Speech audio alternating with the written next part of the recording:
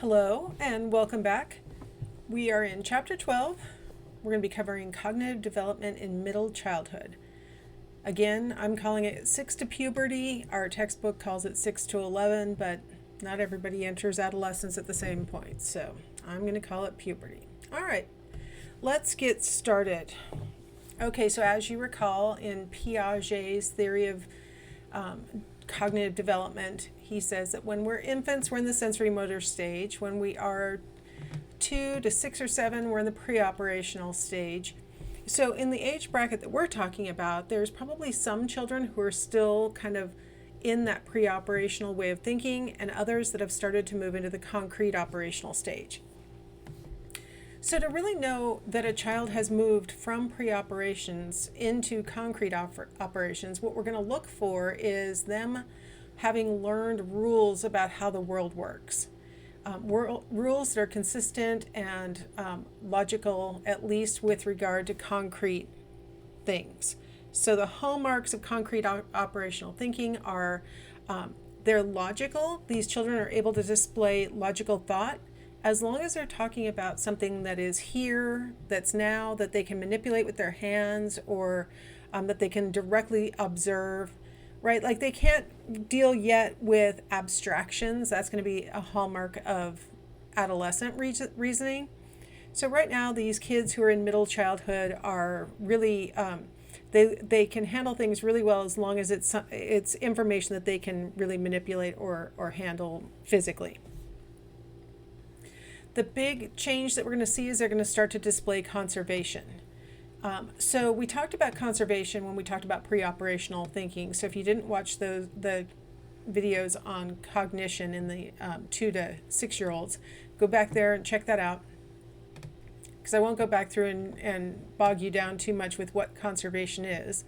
But what I want to do is talk about how the acquisition of conservation skills follows a very predictable sequence in children. So let me show you what I mean by that. So for example, the first thing that most children recognize is conserved, even as appearances change, is number. So you would show the 2 lines of coins or discs or whatever you have available to you that are displayed on the left-hand side of that panel. And you say, are there the same number of coins in this row? No, you would say, are there more coins in this row? Are there more coins in that row? Or are they both the same? And in this context, even a pre-operational child will say they're the same. On the right, you take one of the rows of coins and you spread them apart. So now it looks wider. And you do the same thing. Does this have more? Does this have more? Or do they both have the same? And a pre-operational child will say that the one that's been spread out has more, whereas the concrete operational child will realize that all you've done is spread it out. It's the same number of coins. And usually this skill comes after they learn to count, and count reliably. I mean, I told you I used to test my daughter all the time on this when she was 3 and 4 years old. And when she would try and prove to herself how many were there, like I would make her, count them, see how many there are. And there were only 7 in a row. But when you're a little kid and you're trying to touch each item and count, you lose count. And so you're like 1, 2, 3, 6, 8, like you're lost. And so they can't even really easily prove to themselves that they're the same number of coins, by counting them. Once a child gets to a certain facility with number, they'll suddenly, they can just look at it and not even have to count it and say, oh yeah, it's the same. All you did was spread it out. You didn't add one. I can tell you didn't add one. So number usually is the first one. The next one to emerge is length. So you would show the child the panel on the left where the 2 chopsticks or knitting needles or dowels or whatever you have are lined up evenly. And then in the right panel, you move one of them slightly forward or slightly behind so that it looks... If you're a centrating child, you might focus on the fact that the one on the top extends way past to the left, the one on the bottom. Or you might centrate on the fact that the one on the bottom sticks out way past on the right, the one on the top, right? So you focus on that and you don't notice that, well, of course, it's not sticking out on the other side of that same knitting needle or chopstick or whatever you're using. So usually length is the next one to emerge, where they'll start to realize, wait, that object didn't change shapes, you just moved it forward. I'm not tricked by that. Volume. that one we talked about in the pre-operational child. So by, that's usually the third thing to emerge, is they start to realize that, wait, I didn't see you add or subtract any water as you poured it. I can actually now start to actually watch you while you pour. I'm no longer dependent on just the final state of the water to make my judgment. Now I can actually notice that, oh wait, you're just pouring that from one object, one vessel to the other. It may look different, but I didn't see you add or subtract. It must be the same. And so they start to get that conservation of volume. Same thing with mass. We can take, two exactly same sized balls of Play-Doh. We can smash one and say, does this one have more? Does that one have more? Are they both the same? And now a child who has conservation realizes, again, that nothing was added or subtracted, so no matter what it looks like, it must be the same. So they start to realize these rules. Here's another one where you could test a child with area, and you ask them whether the one on the right, where you've spread out the squares of grass, has more grass, less grass, or the same amount of grass as the one that has all the squares together. As we get older, we start to realize, well, spreading it out doesn't do anything to the actual amount of grass. So yeah, they're the same, right? So it goes number, length, volume, mass. Next they get area. Then they start to understand weight, that, the amount of weight doesn't change even if you've now smashed one of the balls and now you're going to weigh it, or you've made it into a snake and now you're going to weigh it.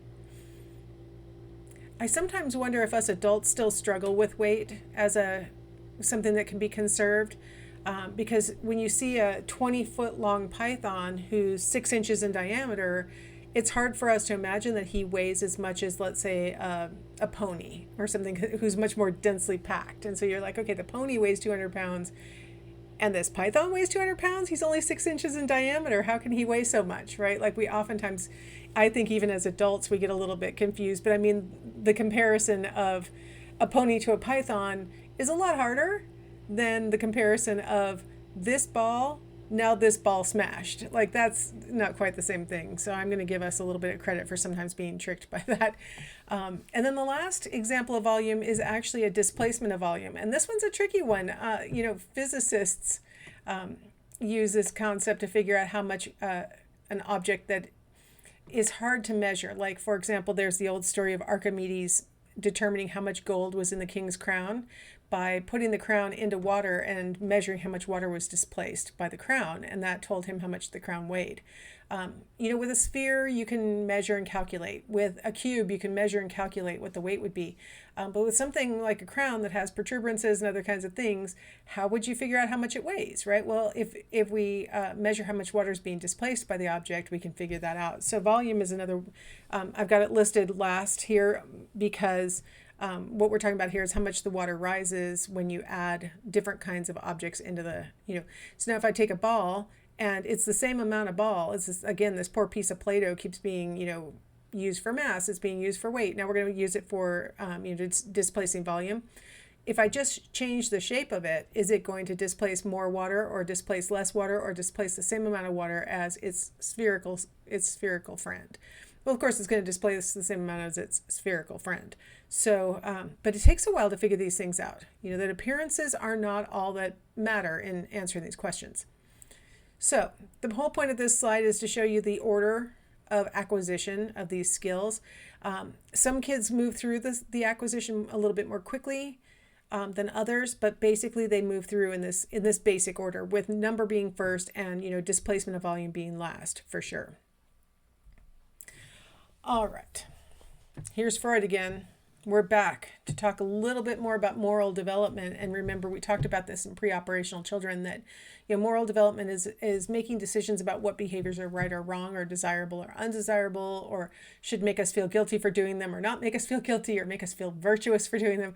And so we had talked a little bit about psychoanalytic theory arguing about the development of the superego. And back with pre-operational children, I was trying to really underscore the role of the parent in serving as the superego during that time period.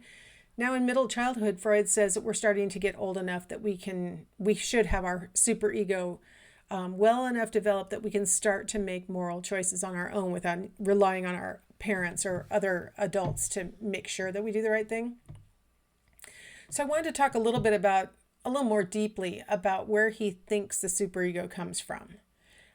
So he thinks that the reason why kids want to be good, or want their parents and adults to think they're good at least, is because they're afraid of what the parents or adults might do in retaliation if the children are bad.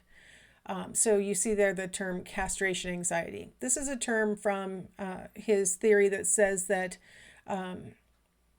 little children, both sexes, believe that the worst punishment that an adult could give a child is to castrate them. And castration in animals usually refers to testicles only, but in Freudian theory, it's testicles and penis being removed. And it's a punishment for Freud because, of course, for Freud, when a little child looks down and sees that they have a penis, they're like, yay, I'm one of the chosen ones. I'm going to have standing in the community and people will respect me. So he thought everything, he was very sexist. Keep in mind, he was writing between 1880 and he died in 1930. I want to say 8, but I could be wrong. You can tell I'm not a big Freudian. As part of my training to become a PhD in psychology, though, we had to study a lot of Freudian personality theory. So unfortunately, I do know a lot about Freudian theory. And so he really thought penises were the desirable state to the child. And he thought that when little boys looked down and saw that they had penises, they were happy. And when little girls looked down and saw that they didn't have penises, they thought that they'd already been castrated. They must have done something wrong that they don't remember, and an adult had already punished them. So when Freud says that castration anxiety is one of the big motivating factors for developing a sense of morality, he's kind of letting us know that girls are probably never going to have the same degree of morality as boys because girls don't have castration anxiety. Now, girls do still have the fear of rejection by their parents, so at least they have that. But he thought castration anxiety was a really important motivating factor to help kids to internalize their parents' morals and to internalize their values. So this castration anxiety and fear of rejection is what motivates the child, according to Freud, to internalize morals and values. Really what's going on isn't that the kid wants to be good per se, but they don't want to have to feel anxious that they're going to get punished, and they don't want to have to feel guilt about having done wrong things. And so they internalize what they perceive to be the right things to do, so that they can feel less anxiety and less guilt. Now, like I said, he thought the girls had been castrated in infancy, and so without this castration anxiety, he said girls had less extensive superego development. He honestly, full-fledged, I have to laugh, I'm sorry, I didn't mean to laugh, believed that women could never be as moral as men, because the females don't have as well developed superegos, because females were not motivated by castration anxiety. They didn't have as much to lose because they'd already lost it.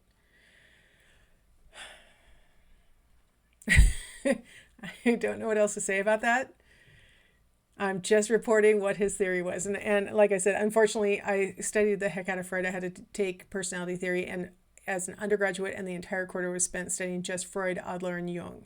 Then in my master's program, we had to take a personality theory class where we spent, 3 weeks talking about Freud and nothing but Freud and reading him in the original.